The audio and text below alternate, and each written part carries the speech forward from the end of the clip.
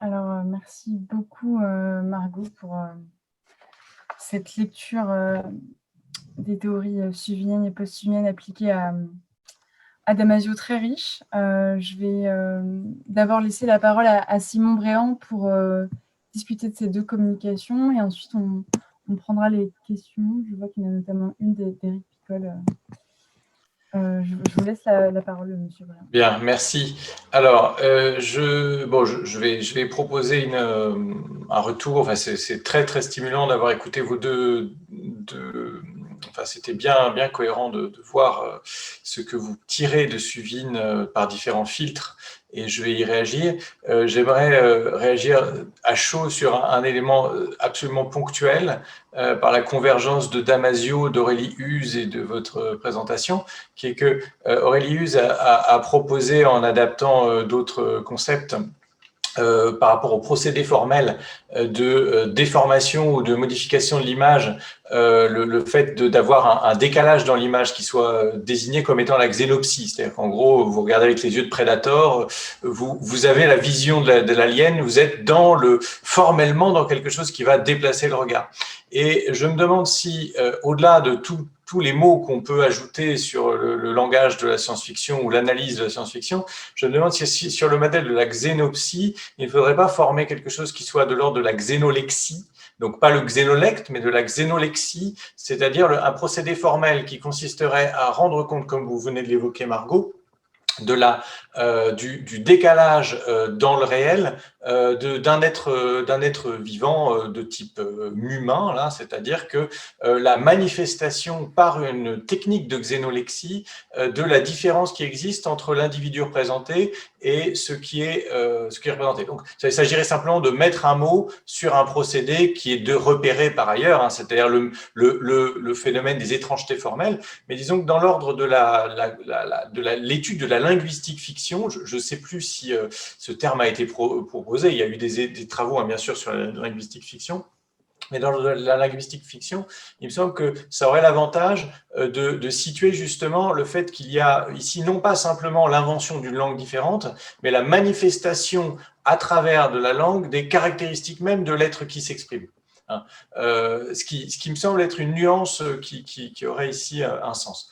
Alors, pour prendre un peu de recul par rapport à tout ça, parce que là, c'était un point vraiment très ponctuel, donc je redis donc tout mon intérêt à réécouter tout cela, enfin, ce qui me permet en fait de réentendre, hein, d'une autre perspective des choses que je crois connues, mais qu'on redécouvre un peu toujours.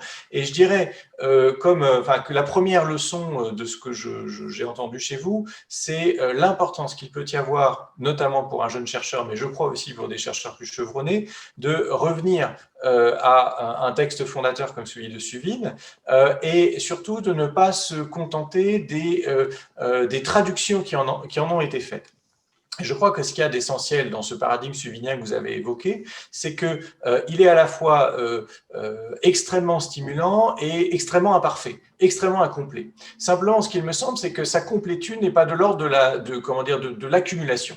Je ne crois pas qu'il soit possible, à partir de Suvine, de proposer une sorte d'accumulation vers un savoir cumulatif qui permettrait de mieux en mieux d'écrire les choses. Je crois plutôt à l'arborescence des positions critiques et au fait que chaque chercheur va, à partir d'un canevas ou d'un cadre conceptuel, parce que c'est plutôt un cadre conceptuel, hein, qu'un ensemble d'outils formels, va pouvoir construire ses propres outils d'analyse. Alors, ce qui n'empêche pas, bien sûr, hein, des effets de dialogue et de communication entre chercheurs, ce qui n'empêche pas du tout l'accumulation d'éléments de savoir dans différentes lignées d'interprétation, mais simplement, il me semble que la force de Suvine, c'est qu'il peut se trouver à la racine de très nombreuses approches, parce que justement, il est très imprécis, très imprécis et très évocateur. Il me semble que ce qui apparaît dans ce que vous présentez, c'est à quel point il a en fait remotivé les termes qu'il emploie. C'est-à-dire que dans la généalogie que vous proposez des différents termes, le fait de revenir à Shklovsky, à Brecht ou à Bloch éventuellement, eh bien, tout cela nous ramène au fait qu'il y a un effet fondateur dans ce que propose Suvine, qui n'est pas épuisé dans l'identification généalogique. Mais cet effet fondateur, n'est pas non plus épuisé dans la réinterprétation de ce qui vient ensuite. Et donc, il me semble que ce qui est à retenir dans ce que vous présentez, c'est à quel point il y a un aspect stimulant et presque métaphorique de cette idée du novum comme de l'idée de l'irruption du nouveau, du basculement dans autre chose, mais aussi et surtout la nécessité qu'il y a de s'emparer des textes eux-mêmes et de proposer des choses à partir de là.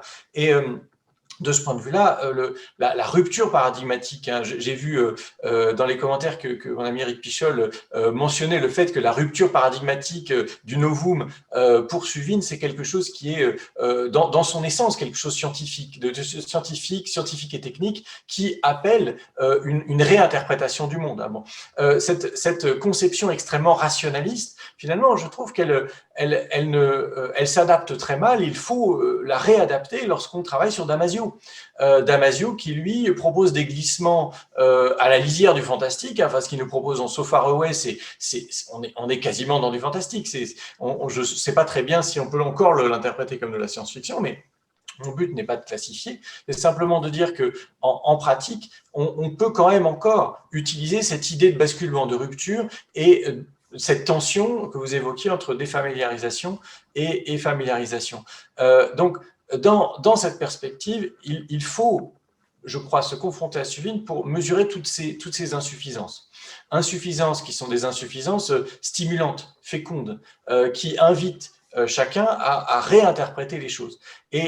Mais alors, de ce point de vue-là, je crois qu'il faudrait quand même insister un tout petit peu plus sur une chose qui a été mentionnée par Nadège, c'est-à-dire le fait que les références de Suvine, lorsqu'il évoque cette logique du novum, sont des références qui ne sont pas les nôtres. Enfin, du moins pas celle de l'héritage de l'étude de la science-fiction, puisque Suvine ne s'intéresse quasiment pas à ce qui s'est produit au XXe siècle. Il s'intéresse en grande partie à ce qui s'est produit avant, et pour lui, Wells, c'est quasiment une sorte de point d'aboutissement quasiment indépassable, enfin d'archétype, de prototype au sens fort de ce que fait la science-fiction. Et avec, en plus de cela, finalement, un manque d'intérêt qui lui revient, un manque d'intérêt pour le détail et pour l'analyse de tout ce que, par exemple, Irène Langlais a pu analyser comme procédé extrêmement précis d'activation des novums au niveau des textes. C'est-à-dire ce que vous proposez, finalement, Margot, à la suite de Spiegel, c'est-à-dire une réflexion sur ce qui se passe effectivement dans le texte à un niveau qui est un niveau à la fois textuel, diégétique. Et ça, ce n'est pas du tout quelque chose qui est dans la perspective de Suvine, qui s'intéresse essentiellement au vaste message du texte. Et de ce point de vue-là, effectivement, tout ce qui est de l'ordre du mégatexte, tout ce qui est de l'ordre de la réinterprétation et de la reprise, c'est d'une certaine façon pour Suvine quelque chose qui, comme l'a dit d'ailleurs Nadège, est une forme de dégradation de l'idée.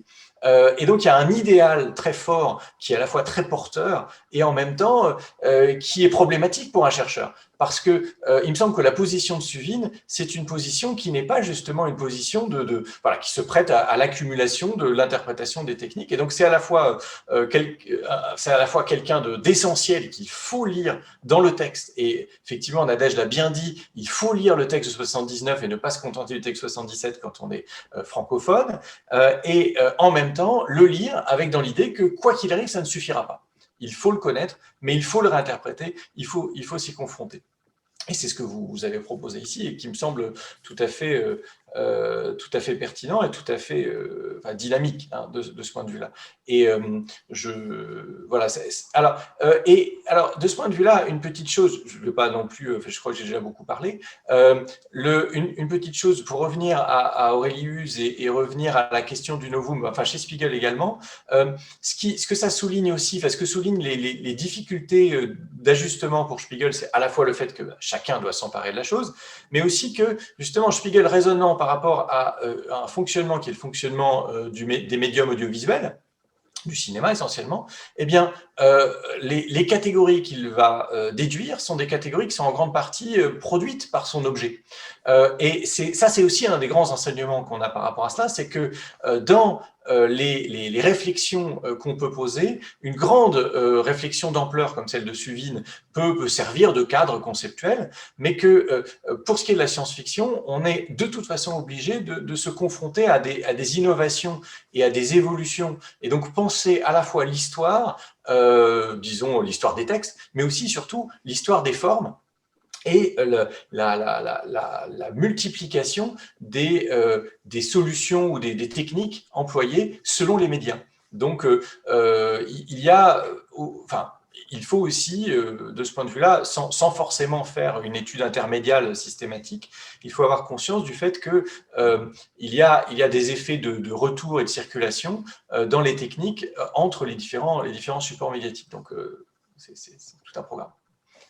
Je voulais juste ajouter quelque chose quand vous avez dit que Suvine ne s'inspirait pas vraiment des choses qui avaient été faites, qui avaient déjà été des discours qui avaient déjà été produits sur la science-fiction, etc. Et Spiegel émet l'hypothèse que si Suvine se fonde essentiellement sur Shklovsky, Brecht et Bloch, c'est pour pouvoir légitimer le plus possible le genre de la science-fiction dans le champ littéraire, ce qui n'a pas encore été fait à son époque. Et ça expliquerait peut-être pourquoi il utilise ces références-là plutôt que... voilà. C'est juste une hypothèse chez Spiegel. Je ne crois pas avoir dit qu'il ne connaissait pas ou qu'il se débarrassait des... Enfin, je ne crois pas avoir parlé de la question de son usage des traditions d'études de la science-fiction antérieure. Ce que j'ai avancé, c'est plutôt l'idée qu'il faut avoir connaissance de la généalogie que vous avez évoquée à plusieurs reprises et en même temps se rendre compte, bien prendre la mesure de l'effet fondateur de ces choses-là et le fait qu'il a, en quelque sorte, il a lui-même fait du novum. C'est-à-dire que lui-même a créé quelque chose dans ses propositions théoriques qui, en somme, ne reprenait pas les choses précédentes. C'est-à-dire qu'il a repris un vocabulaire, il a repris des concepts et il a réorienté les choses. Et donc, il y a une difficulté de ce fait-là, dans le fait qu'il y a une sorte d'instabilité dans l'acte même de création et dans le fait on a non pas exactement une théorie posée chez Suvine, mais on a en grande partie une théorie en train de se faire. Et par conséquent, on n'est pas confronté à une sorte de bréviaire ou de dogme particulier, même s'il est très assertif, mais on est confronté à quelque chose qui est en mouvement et qui est en permanence en mouvement. Et donc, qu'on est en quelque sorte, en tant que lecteur, en tant que théoricien, invité à prolonger, à réinterpréter, à interroger. C'est-à-dire qu'il y a à la fois cette dimension très assertive, très tutélaire d'une figure qui est Suvine, et en même temps, en réalité, un texte qui est beaucoup moins fixé que ce qu'il pourrait sembler l'être, et donc qu'il ne faut pas hésiter à contester, à reprendre, et voilà, et à discuter. Merci beaucoup pour cette intervention, Monsieur Bréant. Donc, moi, je vais juste me permettre de prendre la question d'Éric Picol à mon propos, et je vais peut-être lui demander d'allumer sa caméra, si c'est possible. On peut en discuter, je peux répondre directement. Alors, la question était, je la lis, Nadège, tu as évoqué l'aspect sociétal du novum suvinien, mais pas sa composante de rupture paradigmatique au sens du paradigme scientifique. Or, pour Suvine, après Brecht, l'archétype même du novum, c'est l'émergence du concept de pendule chez Galilée. C'est un choix délibéré.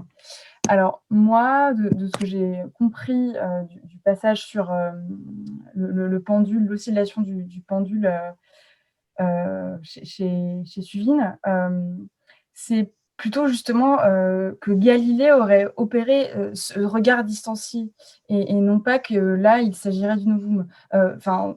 La façon dont je l'interprète, c'est que Suvine évoque ce changement de paradigme scientifique à partir de Galilée en expliquant qu'il a opéré ce regard distancié sur l'oscillation du pendule. Et donc, en effet, après, il compare la rupture qu'il faudrait qu'il y ait entre regard distancié par rapport au phénomène physique et regard distancié par rapport aux phénomènes artistiques et littéraires. Voilà, mais peut-être que je me trompe, que j'ai mal interprété. Je pense pas que tu te trompes, mais pour moi, l'exemple, d'abord, il y a très peu d'exemples explicites de Novum chez Suvin, à ma connaissance. Et ça ne peut pas être par hasard qu'il choisit quelque chose d'aussi intense que la naissance de la physique moderne, fondamentalement, comme exemple de Novum. Pour moi, ça définit l'importance de la chose. Et la question que ça soulève pour moi, c'est est-ce qu'on peut parler de Novum pour des choses très anecdotiques, comme certaines que c'est plutôt certaines qui ont été évoquées à propos de Damasio étaient des changements. Alors il y a des changements profonds aussi. On parle, je ne sais plus qui parlait d'asphalte coulant. Effectivement, là on est non pas dans un autre monde, mais dans des conditions assez différentes de celles qu'on connaît quotidiennement. Mais il y a aussi souvent chez Damasio des choses qui sont en léger décalage. Et donc ma question fondamentalement, c'est est-ce que le Novum suvinien prend en compte ce genre de choses également, ou est-ce qu'on ne peut parler de Novum réellement que quand on a un changement, pas forcément une révolution au sens kuhnien profonde, comme il y en a une ou deux par siècle, mais quelque chose qui change vraiment en profondeur notre façon de voir le monde définitivement, et non pas le temps d'une lecture ou de l'impression d'avoir compris quelque chose. Alors, si je peux répondre, j'ai l'impression que quand il énumère justement les types de novum possibles, il parle de novum, je crois que son terme, c'est quelque chose comme discret, et donc de petits éléments qui, certes, ne changent pas fondamentalement la diégèse ou la lecture possible de ce monde autre, mais ça crée tout de même des leviers possibles de sentiments d'étrange. Voilà, il faudrait voir le passage, je n'ai pas du tout en tête celui que tu évoques, mais discret et polysémique. Discret en mathématiques, c'est aussi la solution de continuité. Pardon ? Un ensemble discret, c'est un ensemble qui n'est pas continu. En mathématiques, le terme de discret correspond à un changement, à des sauts importants, sans continuité possible entre l'avant et l'après. Là, pour le coup, je ne sais pas quel passage tu fais allusion, mais le terme de discret lui-même me semble convenir compatible avec les deux interprétations. D'accord, bah ce point-là, l'analyse mathématique est intéressante, j'irai creuser cette dimension-là, ouais. Merci. Est-ce qu'il y a des questions Je crois que Marc Atala a une question. Oui, bonjour à tous. Bonjour à tous ceux que je connais aussi. Peut-être un des avantages de ce Covid, c'est qu'il nous permet de nous réunir dans ces moments-là. Merci pour l'initiative, puis pour vos deux présentations. J'avais peut-être une question, remarque à poser, surtout par rapport aux commentaires que vous avez fait de Suvin.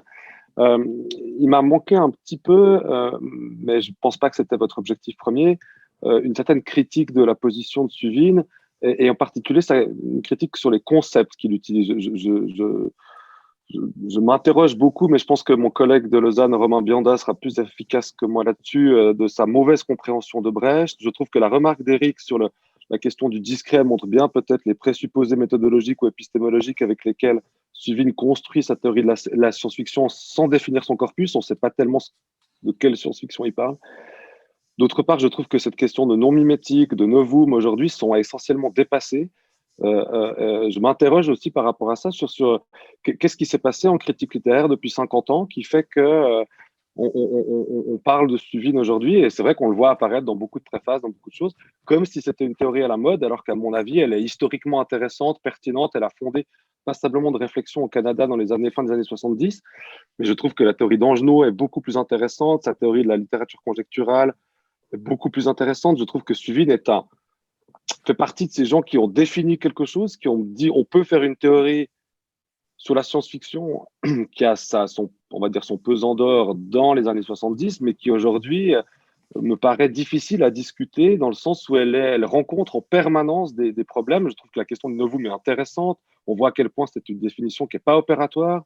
La question du cognitive estrangement me paraît complètement absurde si on la pousse un petit peu plus loin sur d'autres textes littéraires, c'est-à-dire en fait qu'est-ce qui se passe lorsqu'on lit d'autres textes littéraires, et soudainement on se rend compte que tout peut être novum, que tout peut être voilà, cette évaluation de la science-fiction par rapport au paradigme scientifique dans un champ littéraire est quand même assez particulier. Les citations de Damasio que vous montrez sont tellement limpides pour voir qu'en fait ça nous, j'ai le sentiment du moins, hein, mais je trouverais intéressant qu'on dialogue là-dessus, nous empêche de voir, enfin vous voyez, ces registries qui arrivent en permanence sont plutôt des manières de couper le texte et couper la lecture et nous obliger à se rendre compte à quel point la fluidité et le mouvement sont coupés par les styles typographiques et pas du tout des questions d'abord presque au niveau mimétique, ce que vous appelez mimétique. Je ne suis pas très bien sûr de savoir dans quel sens on l'entend. Enfin, moi, il me semblait que depuis Ricoeur, on n'avait plus de non mimétique en littérature, mais je me demande si vous faites un hommage à Suvine,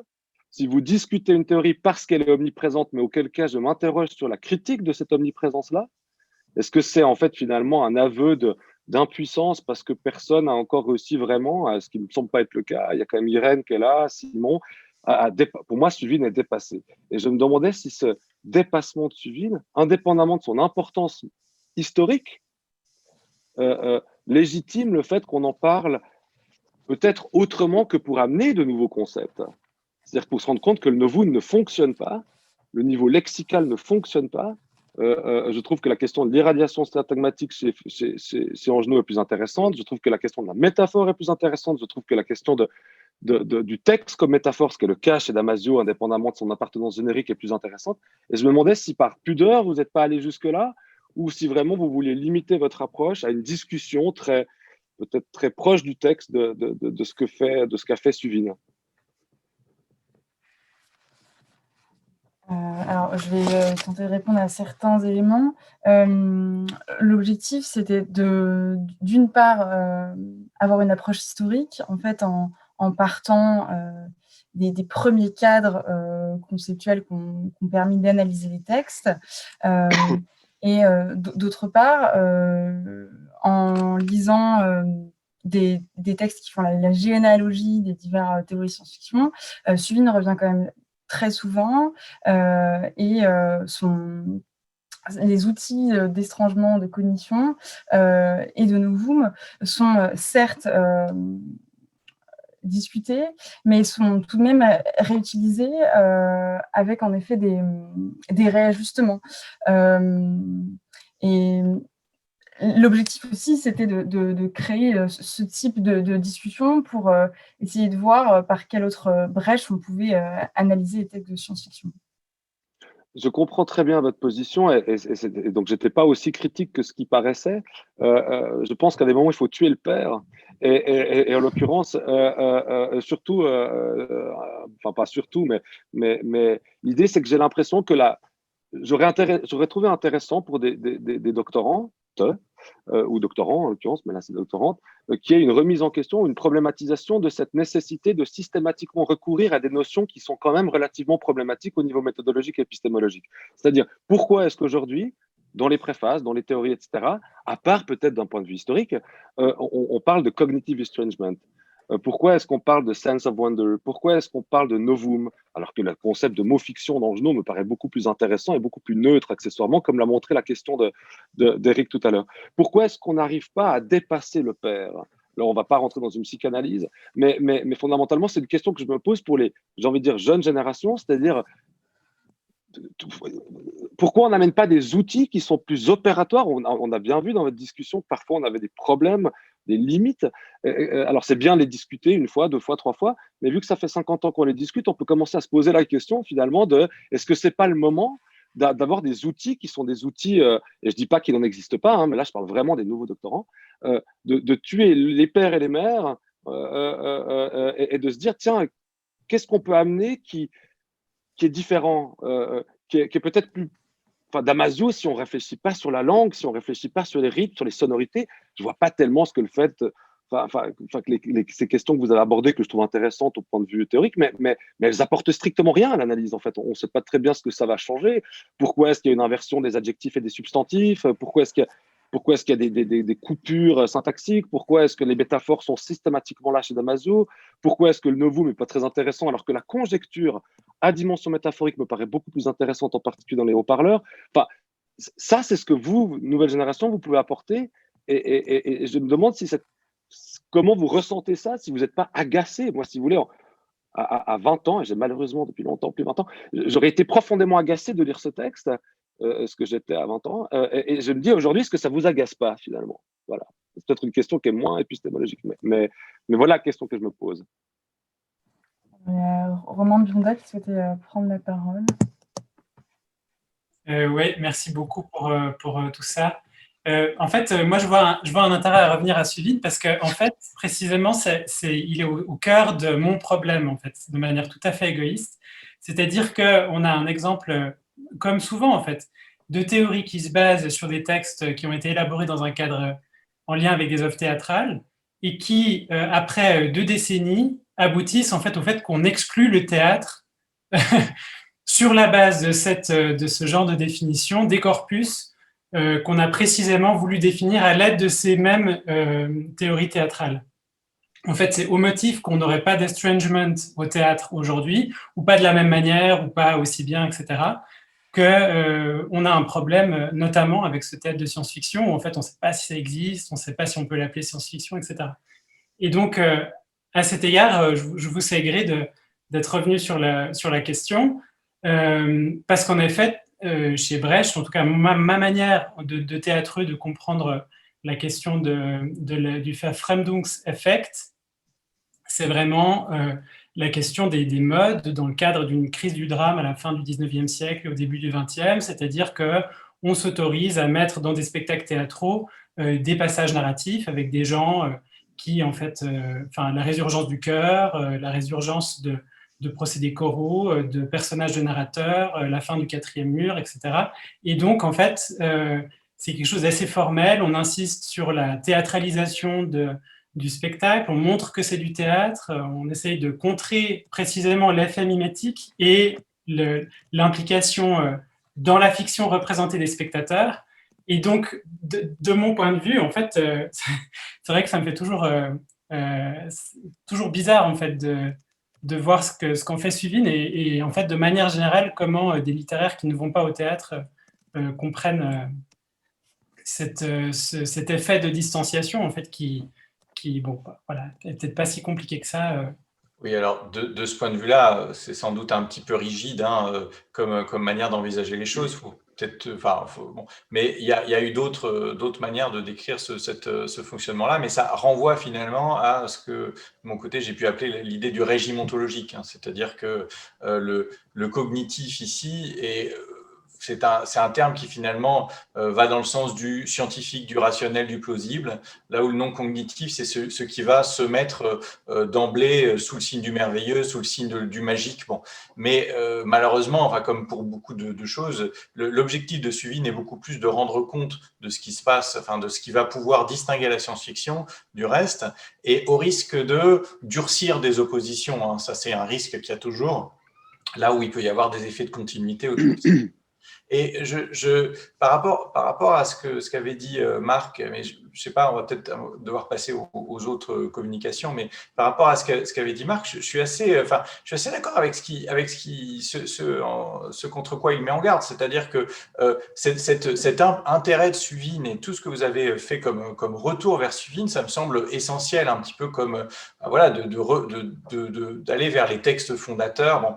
Mais il faut évidemment pas avoir une vénération vis-à-vis de ces textes. Et notamment, il faut se souvenir que dans les théories de la science-fiction, il y a des ajustements en fonction de ces objets. C'est-à-dire que les concepts de Suvine, c'est des vastes concepts qui ensuite ont servi, qui ont innervé toutes sortes de théories, mais la plupart des penseurs, des théoriciens de la science-fiction, Saint-Gelais par exemple, finalement fait très peu d'usage de ce que propose Suvine. Il propose son propre arsenal d'éléments théoriques. Donc il faut évidemment dépasser ce que propose Suvine.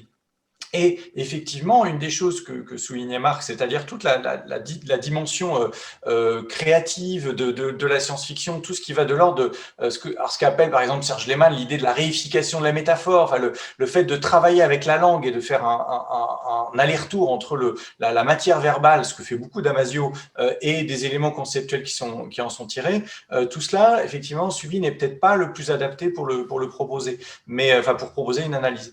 Mais ces limites ne sont pas nécessairement, enfin, je n'irai pas forcément aussi loin que ce que proposait Marc en termes de meurtre du père. Ces limites ne sont pas forcément des problèmes, comment dire, c'est pas des limites de la théorie de Suvin, c'est simplement qu'il s'intéresse à certains aspects de la science-fiction.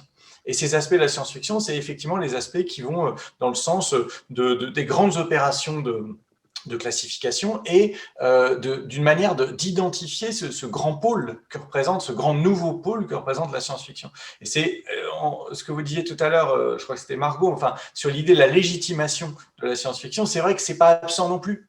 Et que comme ça n'est pas absent, forcément, ça informe beaucoup de ce qu'il présente et ça crée aussi une tension. C'est-à-dire que son but, c'est de défendre la science-fiction, de l'imposer. Nous n'en sommes plus là. Donc, tout ce qui est de l'ordre, disons, de l'affirmation de légitimité, bon, tout cela, finalement, il faut, à mon avis, le filtrer, quoi. Moi, je suis d'accord avec toi, Simon. Et pour moi, la mort du père ne veut pas dire qu'il n'y a pas eu de père.